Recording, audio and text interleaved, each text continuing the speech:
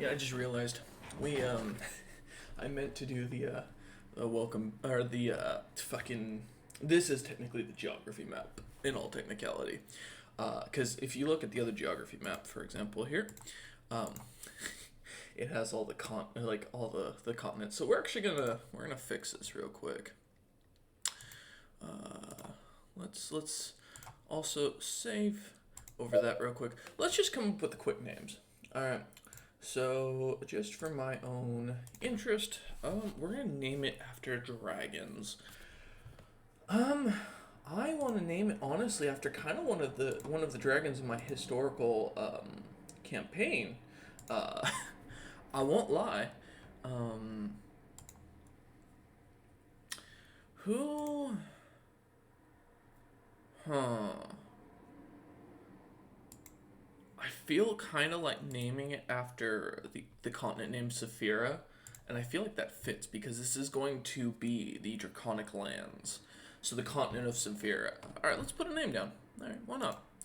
But let's change it up because we know we have the dragons in here have their own translation thing. So instead of just making it Saphira, what we're going to do is we're going to go into our races folder here. We're going to go into Dragonborn, lore not finished.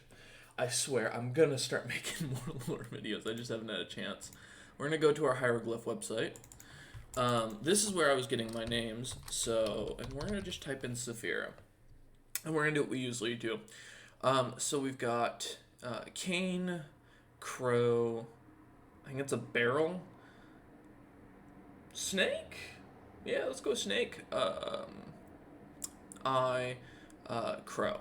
Alright, so what we're gonna do is I'm just gonna kind of spell it out so we can kind of see. Or here, I'll spell it out so people can kind of see while I'm writing it. We're just gonna use this as a temporary like place to write it down.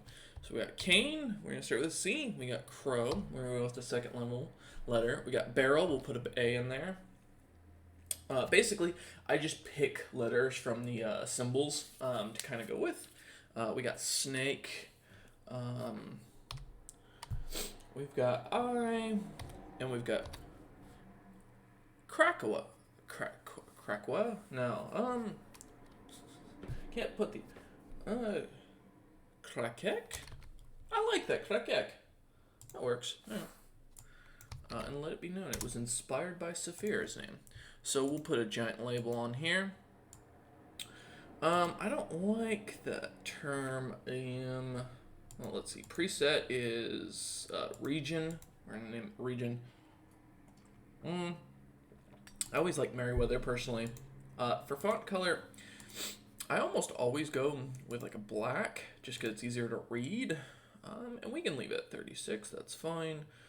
The outline isn't really needed. Name generator, no. So we're gonna call it the continent of Krakek. And do we want? Well, what other colors did I use for U-Lot? Oh, I used brown actually, surprisingly. All right. Well, then we'll use a richer brownish color. Let's see if we can get down to a decent brown. Or is it like a reddish maybe? I think it's the outline. That's why. The outline is causing the issue.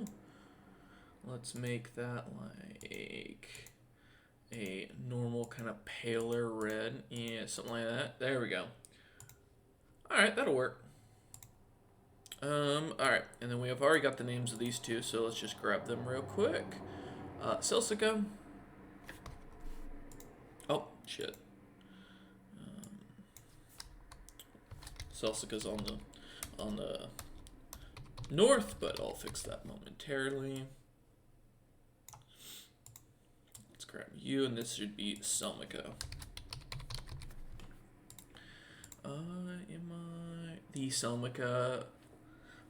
Celsica. Yep. All right, perfect.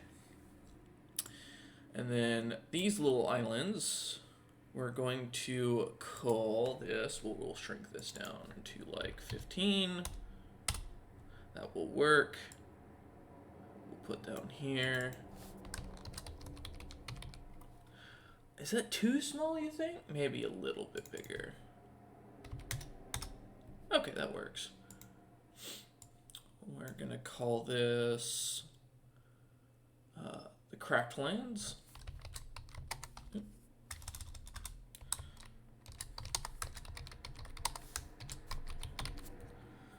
There you go. And then this last one over here. Oh, oops. Here. Control Z. Wait, what? No. No, no. Delete all of you. Oh, that's right. You have to just delete that. There you go. All right. I was just trying to put it like right there. Perfect. Same thing. And then what are we going to call you?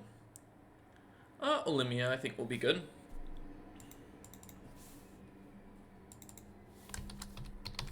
So you can kind of see how these are really small and how long it takes for them to become fully sized.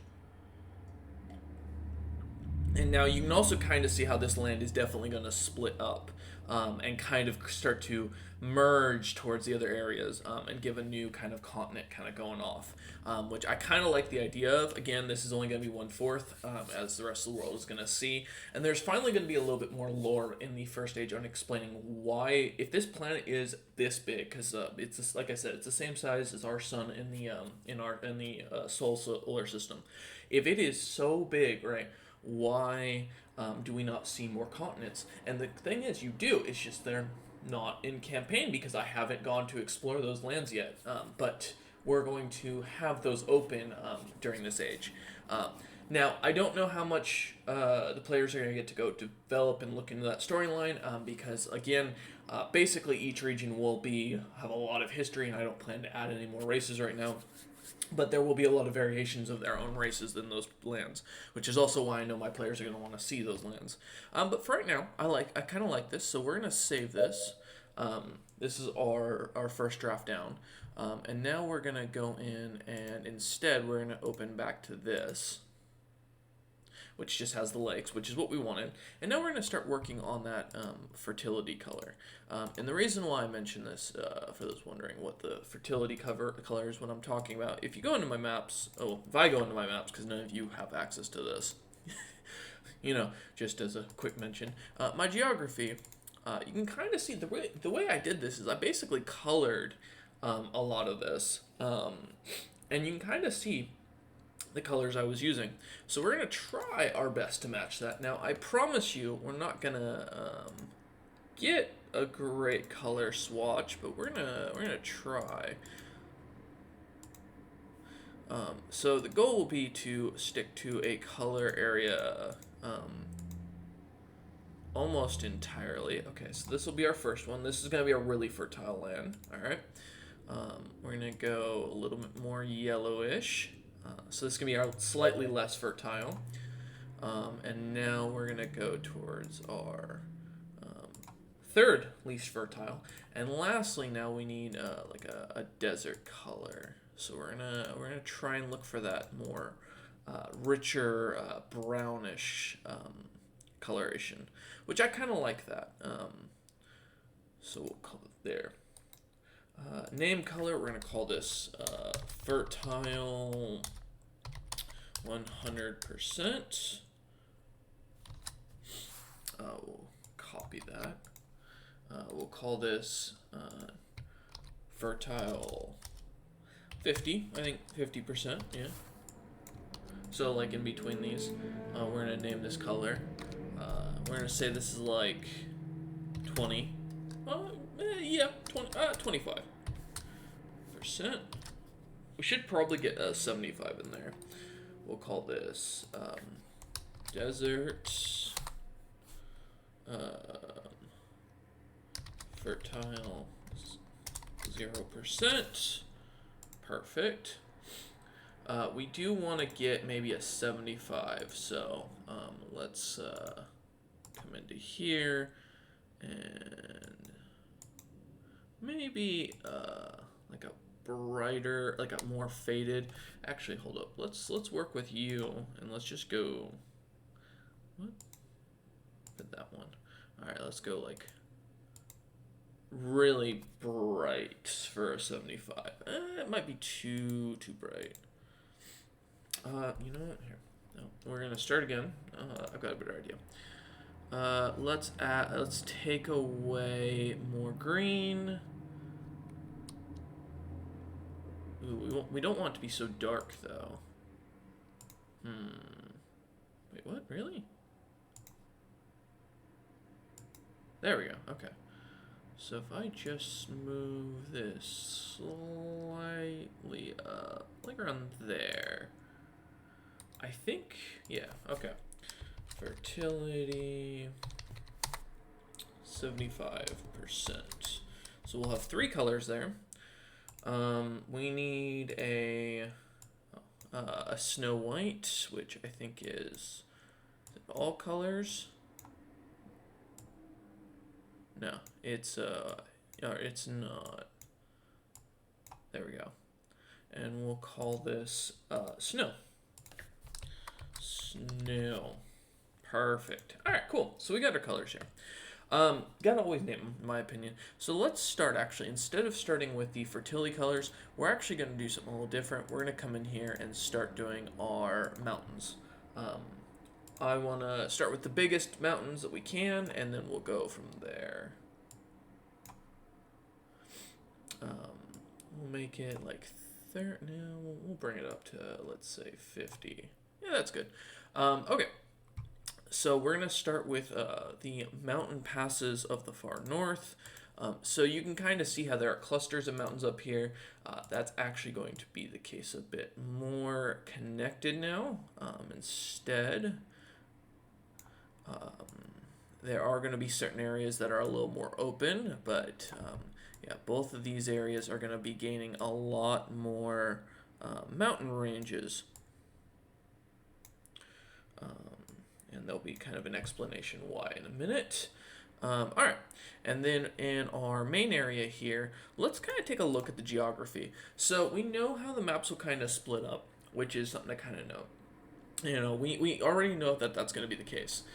This party is also starting after the Great Right. So I'm going to explain something that I haven't talked about at all in my timeline. And actually, I'm going to add this. So it's a live event update. No, thank you, phone. So in this portion here, we're also going to add a little bit of an event. Actually, I can just kind of drag these boys down. So we're gonna. This is technically the same time period as the war between the 12 lords and the gods, and the creation of Abaddon. But at the same time, this will be the time of the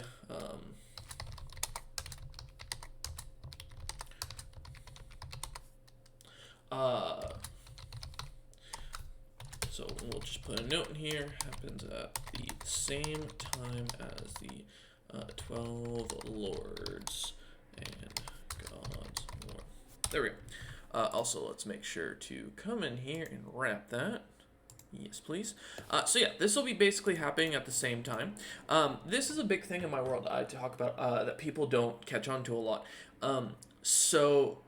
The great saltwater removal. In my world, there is not much saltwater. Salt is a mineral that is more often found in underwater rivers and lakes. But the above ground water is almost all fresh water. That's why there are I think only 2 to 3 races. I'm not going to quote on that yet, but roughly currently in my head, the Sea Elves and the Deerko, who are a form of Dragonborn that adapted to water and a different focus of like Dragonkin style, more technology based, more kobold focused. You could, in a sense, call them like a Dragonkin kobold coalition of the two, even though and there's also Tritons that live down there as a mixed society. In fact, all my underwater civilizations are a lot more mixed amongst each other. Anyways. So during this time period, right, there would be a great ritual that would go off, and it would create the great saltwater removal. It basically removed all salt water from the oceans to make it so that way others could drink. The general gist of this, for what I'm kind of thinking right now, is the idea that the reason this came about was due to the shortage of drinking water during the first age. This will be a major event for my players, most likely, that they're going to have to deal with. And so, to note kind of on that mentality, is that, a lot of races were starting to have issues with like growing crops and pushing into the agricultural era. So a great ritual was done. This ritual was to basically make fresh water plentiful, and that any rivers would immediately like clean the water. Well, unfortunately, what happened is the spell would crack or break in some way, some sort of concentration loss, and the spell would go wonky, causing all salt water in the entirety of the planet to, on the surface, to turn to fresh water. Therefore, the only thing left is the Underdark, which I have not even started on at this point. I'm not going to start on because this book is going to be fucking huge as is.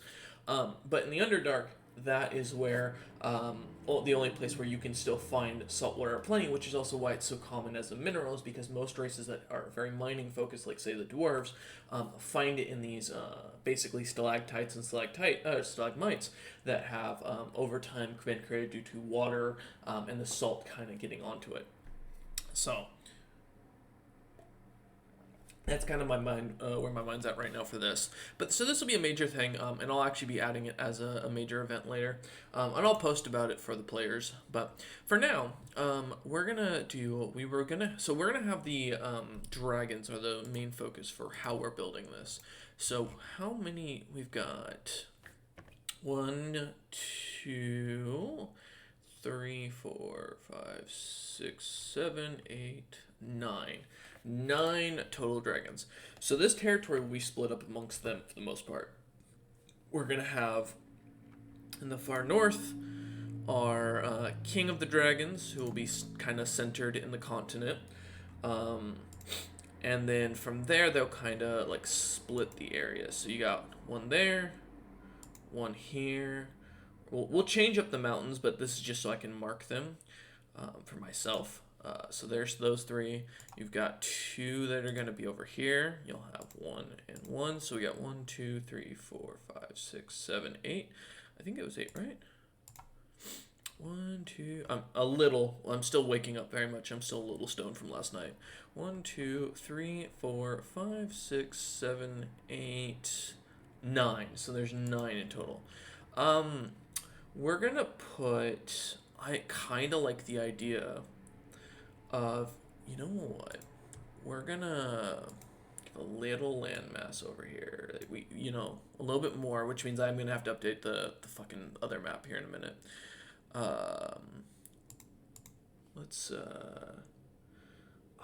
No, we can't, because it just doesn't make sense. I do think we should put a little mountain over there, though. I think that's still a good idea. I just think that we'll make it more subtle. Oh, Twin Peaks, here we go. And we'll make this symbol real kind of small. But because it kind of sticks out, right? So this will be the main island for that. All right, let's work with that. Okay, so we've got our 5 dragon houses. We're going to put our little cities in front of them. I know this is a geography map.